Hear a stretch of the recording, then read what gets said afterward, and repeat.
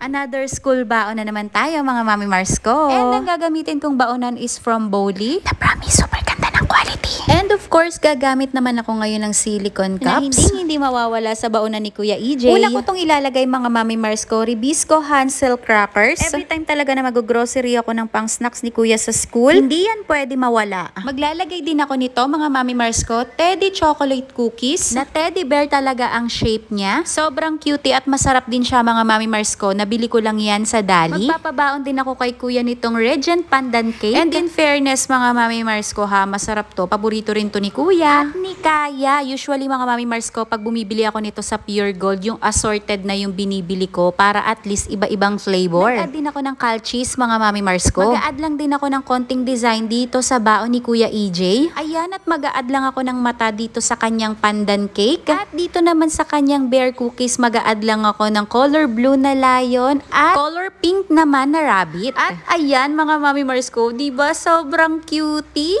I'm sure mga Mami Mars ko, pag ganito ka-cute yung ipapabaon mo sa bagets mo, nako, mauubos at mauubos niya yan. I-stop na talaga natin yung boring na baon ng bagets natin. At syempre napaka-importante, wag natin kakalimutan ng water. O siya mga Mami Mars ko. At dahil dyan mga Mami Mars ko, another baon na naman ng Kuya EJ ito.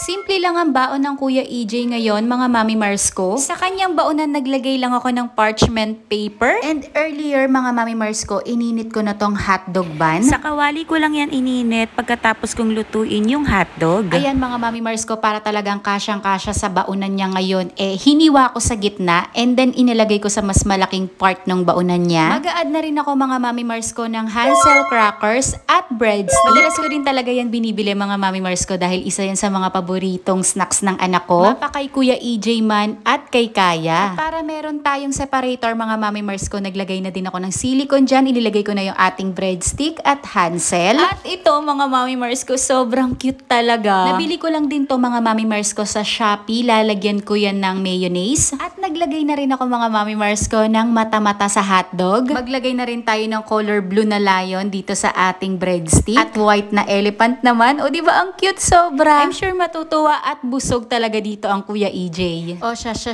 Till next video. Hello mga Mami Mars ko. It's Wednesday today at may pasok ang aking son. Ito nga at gagawa ako ngayon ng baon niya. For his sandwich mga Mami Mars ko, gagamit ako nitong sandwich dino cutter. Sobrang cute niya talaga mga Mami Mars ko. Lalong-lalo na sa mga bagets na mahilig sa mga dinosaurs. Ay nako, perfect na perfect itong dino cutter sandwich na to. Anyway mga Mami Mars ko ha, ilalagay ko naman dyan sa comment section and description kung saan ko nabili yung mga ginagamit ko dito. Para naman if ever na bet mo, ma-add to cart mo at ma-check out mo na rin soon.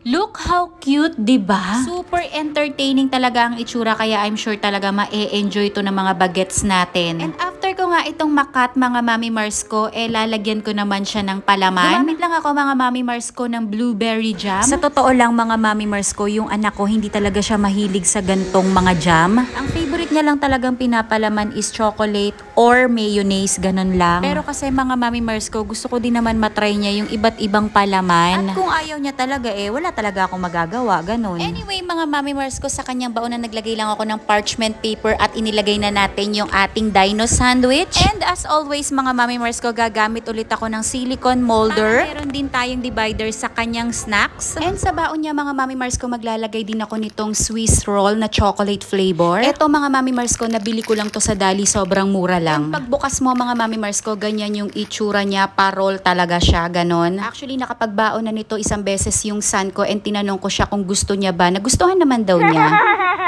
At dahil dyan mga Mami Mars ko, mag-a-add din ako ng mandarin orange. At ayan, lalagyan lang natin siya ng patangkay sa taas. O diba, ang cute-cute sobra. Meron din tayong ilalagay na grapes mga Mami Mars ko, iilang piraso. And isa rin to mga Mami Mars ko, hindi rin masyadong mahilig sa grapes ang son ko. And hopefully this time matry niya naman kasi alam naman natin kung gaano kasarap talaga ang grapes, diba mga Mami Mars ko. At ang healthy pa. Ayan nga, kung ano-ano ng pa-design ang nilalagay ko, mapansin niya lang talaga at matikman man lang kahit konti.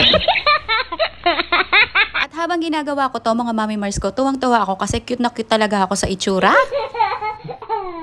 dito naman sa ating Swiss roll, mga Mami Mars ko, lalagyan lang natin siya ng pamatang ganyan. O, diba? Super cutie, entertaining ng itsura. I'm sure magugustuhan to ng mga bagets natin. At alam nyo ba, mga Mami Mars ko, na lagi kong pinapaalalahanan yung anak ko na wag niyang itatapon yung mga fruit pick na yan. Nako! Sayang na sayang naman kasi kung mawawala, mga Mami Mars ko, binibili din natin yung mga mamis. Anyway, mga Mami Mars ko, yan lang muna. See you again.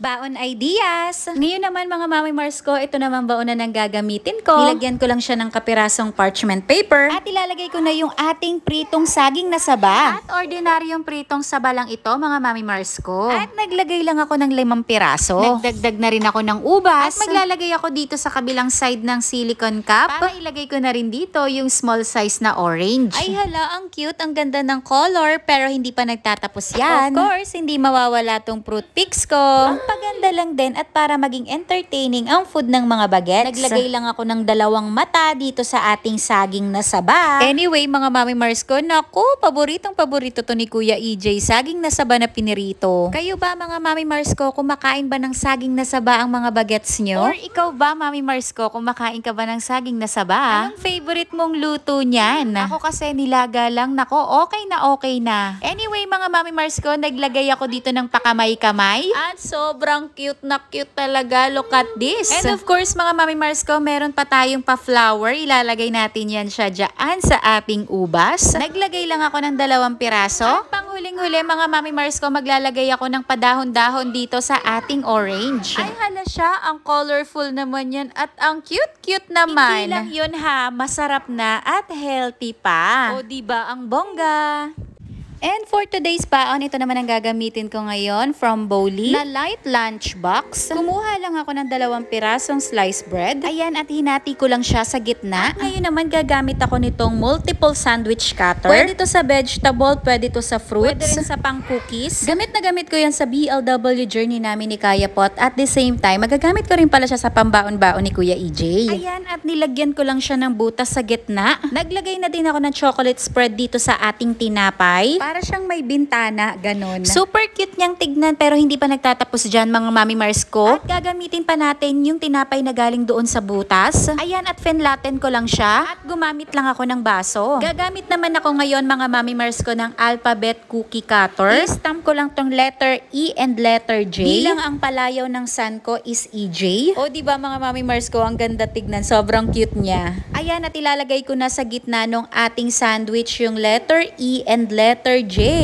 Ay hala siya, ang cute naman tignan. At ayan, tapos na ang ating sandwich. Proceed na tayo dito sa ating lunchbox. Naglagay lang ako ng 2 silicone cups. Lagay na natin yung ating chocolate sandwich. Naglagay din ako, mga Mami Mars ko, ng breadstick. At sa prutas naman, naglagay naman ako dito ng mandarin orange. And for the design, maglalagay lang ako ng 2 pirasong dino dito na color yellow, green, and yellow. At ayan na, mga Mami Mars ko.